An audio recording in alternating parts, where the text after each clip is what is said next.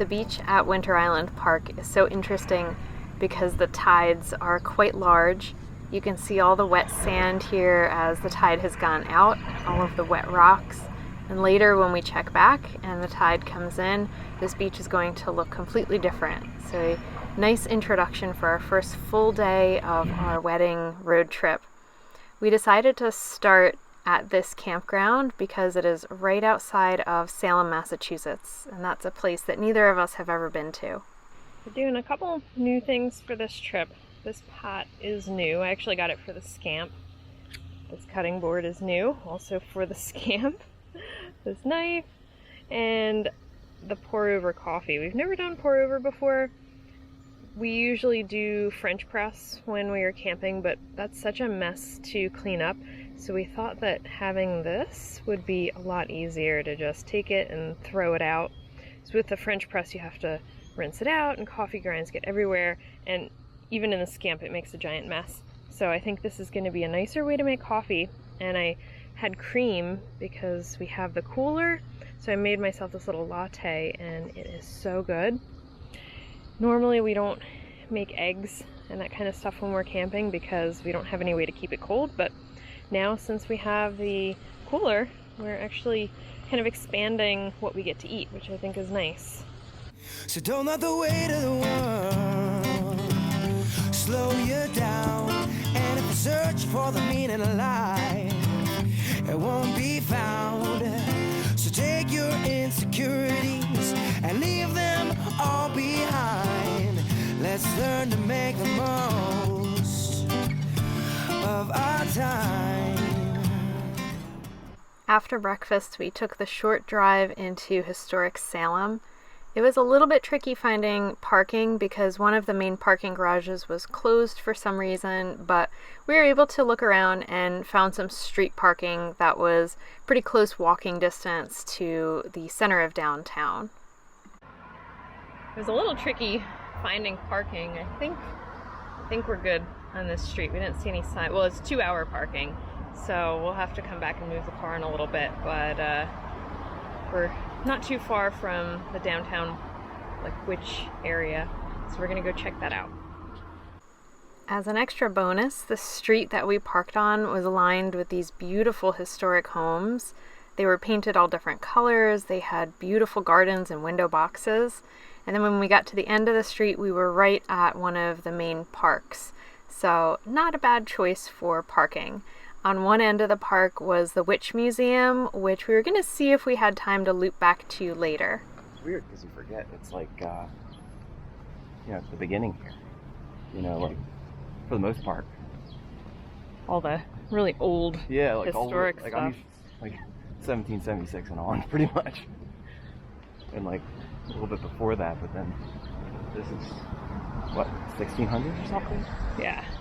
The Salem witch trial started in February of 1692, and we definitely wanted to learn more about this interesting and unusual time in history. So we headed to the Visitor Center, which is a neat spot in downtown, and you can usually find one of those intro videos that will sort of give you the lay of the land when you get somewhere. So always good to stop in the Visitor Center and then figure out your plan for the rest of the day. We tried to sit down and watch the welcome video, but since we were in the car all day yesterday, neither of us felt like sitting. So we decided to go with our other plan, which is wandering aimlessly until we see something interesting. That's where they were talking about the treasures or whatever. Okay. Oh, the museum. Or down there. Do you want to do that? I don't know. If it rains, maybe. Yeah. We'll just walk for now. Yeah, I'm cool with that. The trees are blue. Really? That's kind of cool. It's like being in a Dr. Seuss book. We wandered right into the Salem Witch Trial Memorial, which is an area with about a 4-foot high granite stone wall, and in the stone wall are 20 benches, and each bench has the name and the means of execution for that victim that was involved in the witch trials. And on the ground throughout this area, you will see inscriptions of quotes taken from documents from the trials. Things like, God knows that I am innocent.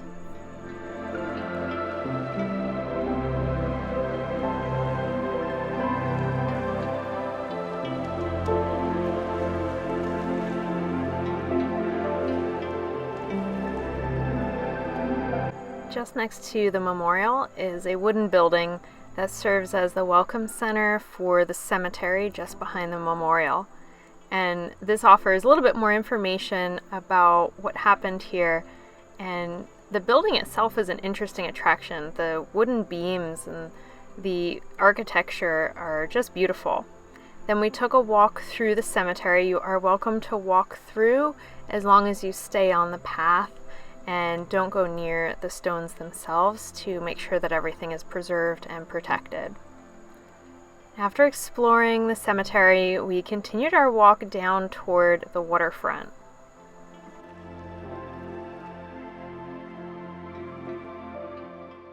See that orange line that we're walking along? That is the free walking tour that you can follow around downtown Salem. It takes you past 26 of the highlights of the area. But we were going down toward the waterfront because we wanted to see this neat old ship. This is the Friendship of Salem. It is a 171-foot replica of a ship that was built in 1797 in Salem. And usually this serves as a stationary museum, and you can go on and get a closer look at what a ship from that time period would look like. But unfortunately, right now, it is closed to visitors, and they're not sure when it's going to reopen. That would have been neat to see. So we set out on our wandering around the city again, seeing what we could find, and we ended up back on that orange line. So we figured we were probably going in a good direction to find some interesting things and see the sights of Salem. Should be.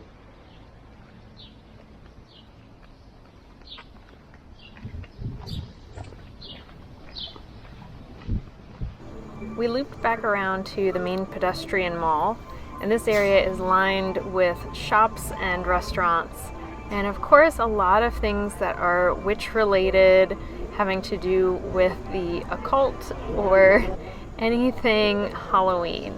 And I've heard that it is quite the experience to come here around Halloween. They have lots of parties and festivities to celebrate this time of year. We decided to visit the Witch House. This is the oldest surviving building from that time period, and it was actually the home of one of the judges that was involved in the witch trials. They don't allow video inside, so we only have a few snapshots. You also can't use a flash or anything, so we were kind of limited, but that gives you an idea of the inside. When we were walking back through the pedestrian mall, we saw this gourmet chocolate shop, and you could get little hot chocolates of different flavors, so you know we had to stop.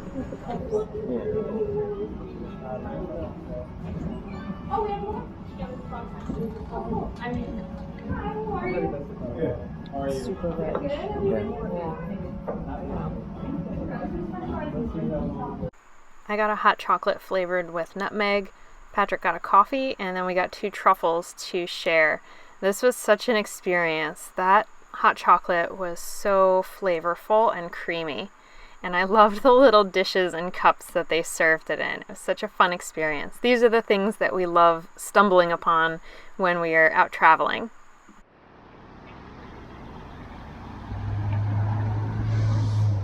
We made our way back to the car and headed back to the campground to see the beach. And this is the exact same beach I showed you earlier. It looks completely different at high tide.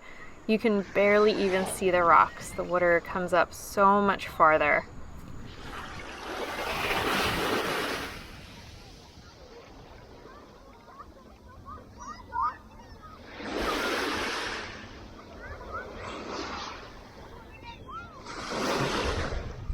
Last night when we arrived, the beach was empty and it was very quiet.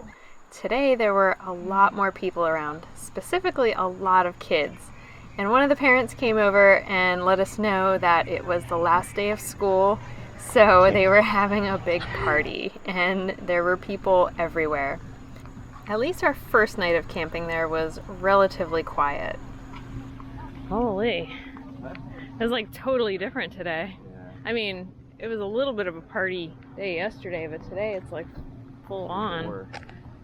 Since the walking path to the beach went right behind our tent, it was not a time to sit and relax at the campsite. So instead we decided to walk around and explore the campground because they do have some historic buildings and ruins on this property. Go check out the armory? Yeah. Or whatever it is. Whatever it is. Yeah. I think if we came with the Scamp, I would want to do the waterfront. No? Well, no, I would, because You would, yeah, it would be windy, but I think the view is worth it. Yeah. It would also be really nice to have bikes here. This 35-acre island has a long and interesting history, and it has been used for many different uses. In colonial times, this was a place where a lot of fishing ships were stored and they would process the catch. And then it was later used for the site of executions, and even after that, it was a site for important military operations, and Fort Pickering was built on the island. Now you can still see the ruins from some of the structures from the fort. There is a lighthouse that serves as an aid to ships navigating, and now it has changed hands to be run by the city of Salem, and it is being preserved for recreation and to keep a part of history alive in this area. The RV camping area is just in front of the hangar, and there's also a cafe and gift shop in there. We were not around when that was open, so we didn't get to check it out, but we've heard it was pretty neat. I made some pad thai and a salad for dinner. This was a really good dinner. It was shower time. The showers were nice and hot with good water pressure, and that is all I ask of a campground shower. We just got showers. The showers were good. Nothing to really look at, but the water was hot, and that's always what I'm going for.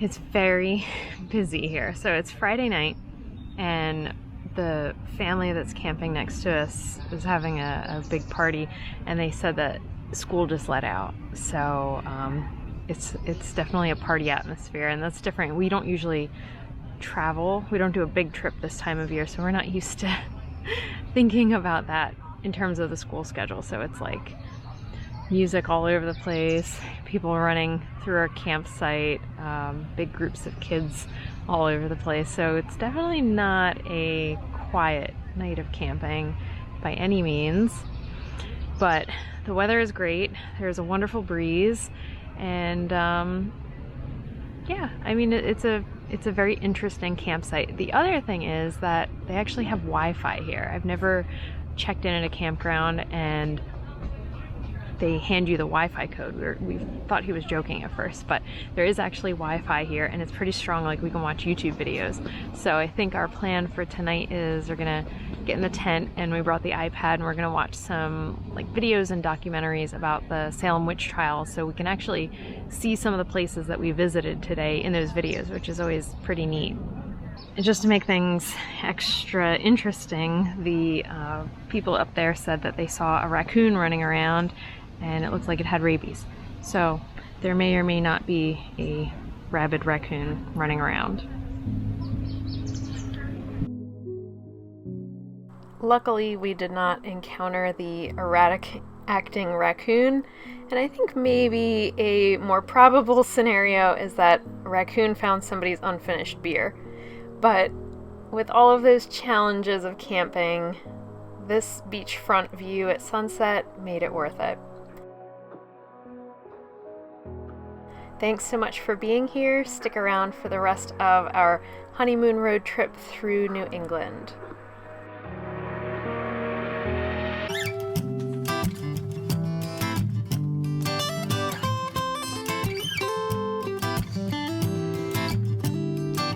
Well, you worried about you and me, the injustice, the next president to be, the news and what you hear, your career. It's time for you to face those fears, and it's all fair to be aware, and I'll be there. So don't be scared.